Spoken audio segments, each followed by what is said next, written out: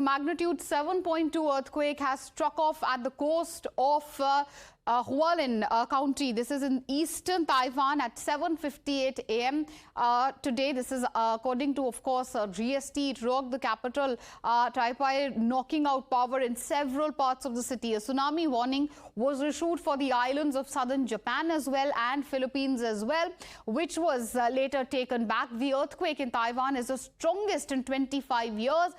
We are learning that the death toll also has risen to 4. And here you can see some extremely dramatic visuals also, which we are showing for our viewers. This will help you understand the extent, really, one, the power of that earthquake and the extent of damage it had caused. These visuals from a metro, visuals from inside a house. There are also visuals of buildings, literally, which have toppled, fallen like a pack of cards. There you can see here a car moving, and suddenly you can see the impact of earthquake which is felt in the entire area.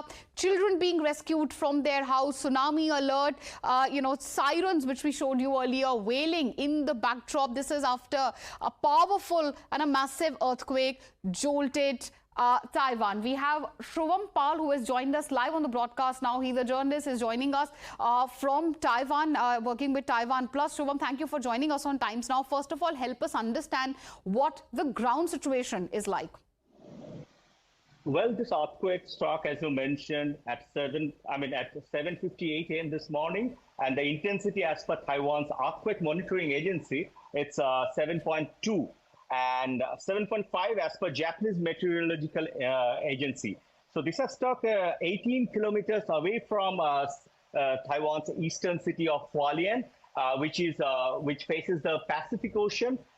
So in that city, the earthquake jolted quite, I would say it was quite devastating. I was in Taipei this morning, and Taipei people, most of the people in Taipei, they also experienced the jolt. It has been like quite intense, I would say. 7.2 is really, I would say, the tremor was felt very, very strong.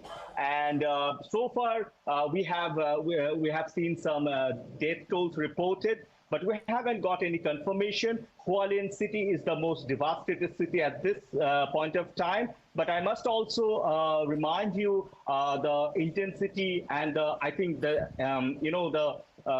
devastation, the intensity and the devastation may not be as high as it could have been in other parts of the world. Because Taiwan is one of the most well-prepared country in terms of disaster management. And we can see that right from building houses, the construction materials, to all the rules and regulations for builders to build houses are very strict, and most of those are earthquake-proof.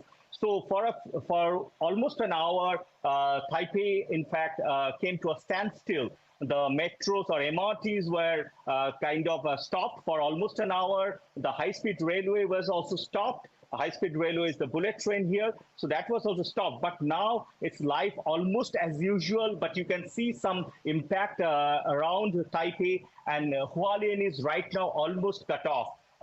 Some of my colleagues are on their way to Hualien to cover this earthquake, but they're stuck because it's a bit cut off. And one thing I must tell you, that Hualien is a place which is a mountainous region of Taiwan. One side you have the Pacific Ocean, other side you have the mountains, the cliffs. So some of the visuals you can see, the cliffs falling off are from Hualien, and on the screen you can see the Taipei 101, which used to be the tallest building in the world, but this has got a special earthquake-proof, a huge metallic ball which keeps the balance of the building in case of any earthquake. And as I mentioned, Taiwan is one of the most well-prepared country when it comes to disaster management. Japan, Taiwan, and Baja California, they have the best early warning system installed, and right now because of this we can see the devastation, the amount which we can see is not as much as we could have seen in any other part of the world. And Taiwan government, the administration, they are leaving no stone unturned to clear the debris, to make things easier. And Taiwan is known for its convenience. So the convenience, people's convenience is the priority here. So that's why we can see everything. The roads are now cleared from the debris are cleared, the roads are cleared, the trains are flying. Now the MRT is running. You can see, I just came to office from my home and I could see toddlers, old people, they are going to their destinations as usual, taking the MRT. But we don't know exactly about the situation on the ground, at the ground zero, at the epicenter in Hualien. And we're still waiting for that. Of course, are extremely disturbing. Shubham, thank you for that update. Do take care of yourself also there.